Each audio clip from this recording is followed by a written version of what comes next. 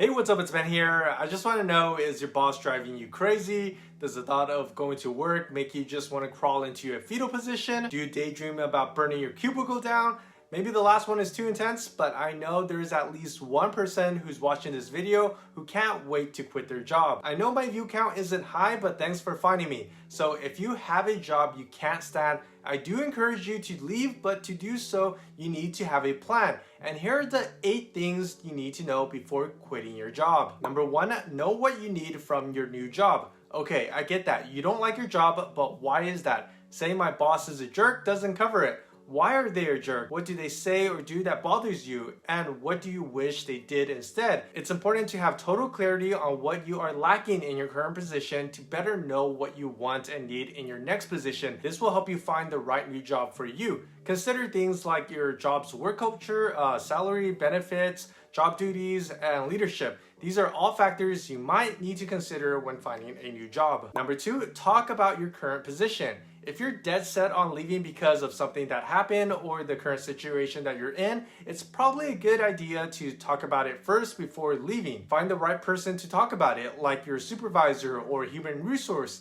and talk to them about your concerns. Make sure you have facts and proof laid out and always relay the information respectfully. You never know, they might be able to change the situation that you don't like. I've known companies to increase salaries and even create new positions, including remote positions in different states, just to keep an employee that they like from leaving. Number 3, never burn bridges. You know how we just talked about discussing your complaints respectfully? So this is why. You need to keep your networking bridges clean and clear. As much as you want to flip off your boss and leave without finishing your day's work, you'll never know when that other person may pop back into your life. They may know your next boss or even the person conducting the interview that you have next week. Not only that, but you're going to need references. If you don't have any from the time you spent at your current job, your new workplace might get suspicious about your work ethic. Always try to keep things cordial and professional. Number 4, finding another job takes time. While you might feel empowered to storm out and leave today, know that there's no promise of a new job tomorrow. Unless you have a signed contract with a new company, keep in mind that it could take months to find yourself a new position.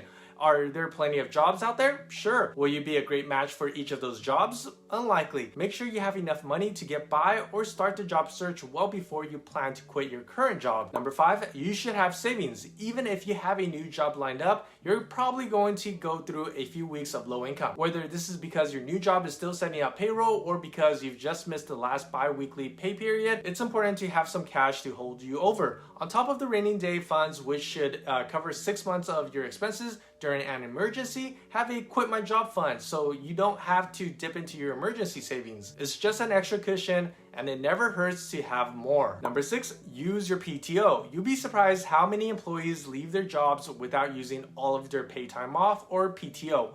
Over 30% of Americans don't use all of their PTO annually. Those can't be the millennials or Gen Zers out there, right? But still, that's a lot of paid days to do whatever you want. In most jobs, you'll either get paid for unused PTO or be able to use them before quitting. If you're planning to leave, request a nice little vacation, even if it's a staycation, and milk those days for all they're worth before giving your notice. You did earn them after all. Number 7, understand and transfer your 401k. Many jobs in the US also offer a 401k or similar retirement account. You've likely been paying into this account monthly, maybe even with a match from your employer, so you're going to want to take this investment with you to your new job. I'm going to be honest, transferring a retirement fund from one job to another is annoying. You'll need to spend some time with customer service, but it will be well worth the wait when that same account is worth $1,000 upon your retirement. Number 8, give enough notice. A lot of you might disagree with me on this one. Maybe I'm just nice, who knows? Most of us have heard that you should give your employer a notice before leaving a job. If your job hasn't been easy on you, you might be tempted to peace out from one day to the next.